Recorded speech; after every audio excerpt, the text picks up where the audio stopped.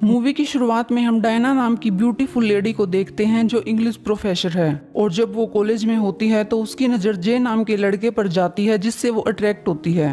Lecture खत्म होने के बाद डायना जे से पूछती है क्या उसे किसी काम की तलाश तो नहीं। जे इसके लिए हाँ करता है तो डायना उसे अपनी बोट को पेंट करने का काम देती है।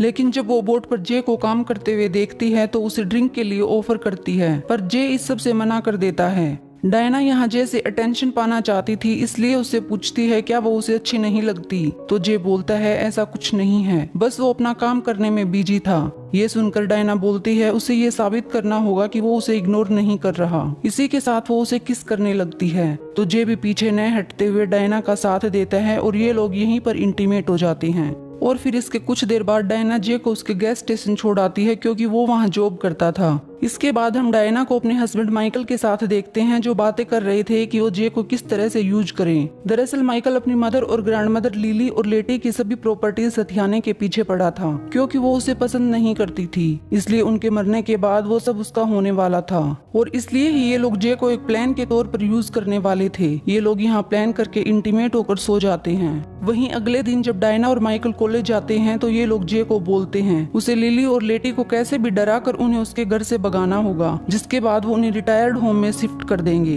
जे इस काम को एक नॉर्मल सा काम समझकर एक्सेप्ट कर लेता है, लेकिन जब वो उसके घर जाता है तो लिली को शक होता है कि कोई चोर उनके घर में घुस आया है। वो उस पर फायर करने लगती है, पर जे किसी तरह खुद को बचाते हुए वहाँ से भाग जाता है। और फिर हम देखते हैं कि जे के जाने के बाद कोई आदमी आकर लिली और लेटी को शूट करके मार डालता है।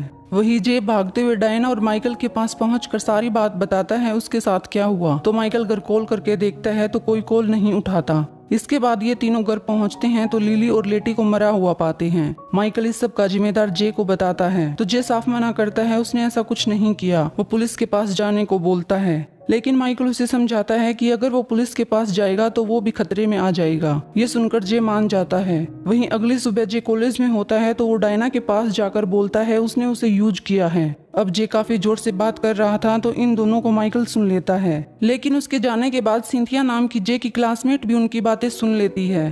बाद में वो जे को बोलती है कि उसके पास उसके और डायना के कुछ फोटोग्राफ हैं जब वो बोट पर थे, पर जे उसे इग्नोर करके चला जाता है। वहीं अगले दिन डायना गैस स्टेशन पहुंचकर जे को बोट की चाबी देकर बोलती है वो कुछ देर बाद उसे बोट पर मिलेगी। डायना के जाने के बाद जे जल्दी से बोट पर पहुंचकर इन्वेस्टिगेशन शुरू कर देता है तो उसे कुछ एविडेंस मिलते हैं और जब डायना वहां पहुंचती है तो वो बोलता है उसे एविडेंस मिले हैं जिसे वो पुलिस को दिखा देगा। लेकिन डायना उसे समझाने की कोशिश करती है वो पुलिस के पास नहीं जा सकता, पुलिस माइकल के साथ उस पर भी शक करेगी। और फिर यहाँ ये कुछ और बातें करने के बाद इंटीमेट हो जाते हैं। इसके बाद जब डायना घर पहुंचती है तो माइकल को उस पर शक होता है। वो बोलता है वो उसे चीट कर रही है, वो उस लोंडे के साथ इंटीमेट हो रही है। ये सुनकर डायना इस बात को इग्नोर करते हुए बोलती है जे काफी तेज है, वो उन पर जासूसी कर रहा था जिसे कुछ एविडेंस भी मिले हैं। इतना सुनने के बाद माइकल जे के पास जाकर उसे धमकाने लगता है। वो उसे बोलता है कि वो कुछ भी प्रूव नहीं कर पाएगा, वो मर्डर उसने किए हैं, वो उल्टा खुद ही फंस जाएगा। इसके बाद हम सिंथिया को देखते हैं जो जे के घर पहुंचकर उसे वो फोटोग्राफ दिखाना चाहती थी, लेकिन जे घर पर नहीं था।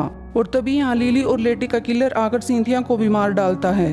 दूसरी तरफ डायना माइकल से मिलती है तो माइकल उससे काफी गुस्सा था। वो लिली और लेटी के मर्डर का इल्जाम उस पर ही लगाता है। वो यहाँ ये भी बोलता है कि वो अब उसके साथ नहीं रह सकता, वो जे के साथ मिलकर उसे चीट कर रही है। ये सब सुनने के बाद डायना जे के पास पहुंचकर उसे बताती है कि वो और माइकल अलग होने वाले हैं और पहले भी वो उसके साथ खुश नहीं थी, बस अब तो वो डिवोर्स चाहती है। ये सुनकर जे खुश होकर डायना के साथ इंटीमेट हो जाता है। लेकिन तभी माइकल भी डायना को ढूंढते हुए जे के घर पहुंच जाता है, लेकिन डायना वहीं छुप जाती है। काफी ढूंढने पर भी वो नहीं मिलती तो माइकल वहां से जाने लगता है, पर तभी वो डायना की गाड़ी को वहीं खड़ी देखकर समझ जाता है कि डायना अभी भी वहीं पर है। वो वापस अंदर जाता है तो तब तक वो दोनों वहां से भाग चुके थे। वे भागते हुए बोट पर जा पहुंचते हैं जहां जे डायना के सामने अपने प्यार का इजहार करता है, जिसके बाद ये फिर से इंटीमेट हो जाते हैं। पर कुछ देर बाद ही माइकल भी वहां पहुंच जाता है। वो इन्हें इंटीमेट होता देखता है तो काफी दुखी होता है। वो कुछ कर पाता उससे पहले ही वही किलर आकर चाकू से माइकल को मार डालता है।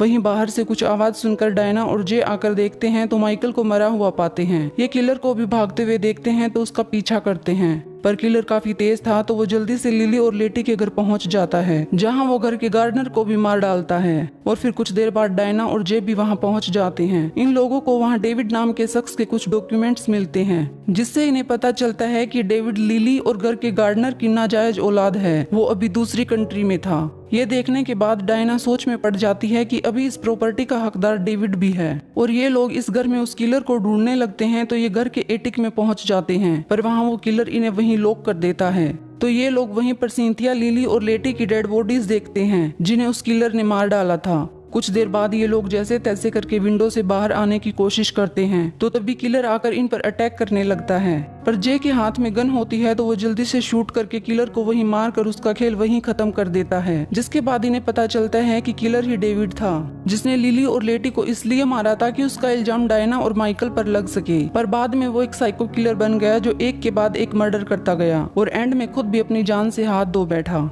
वहीं क्लाइमैक्स सीन में हम डायना को देखते हैं, जो कुछ टाइम बाद जे के पास पहुंचकर उसे अपने साथ वेकेशन पर चलने को पूछती है। तो जे भी खुशी खुशी तैयार होकर उसके साथ चला जाता है, जिसके साथ ही मूवी भी एंड हो जाती है।